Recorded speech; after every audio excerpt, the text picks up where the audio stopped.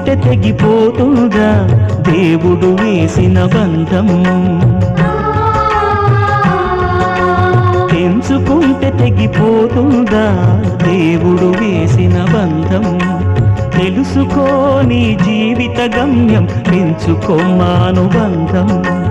7 అడుగులు నడిచిన వాడే 7 జన్మలు తోడుంటాడు. భర్తగా నిన్ను భరించువాడే బ్రతుకు దీపం వెలిగిస్తాడు. అతని హృదయం నాటి చెరామి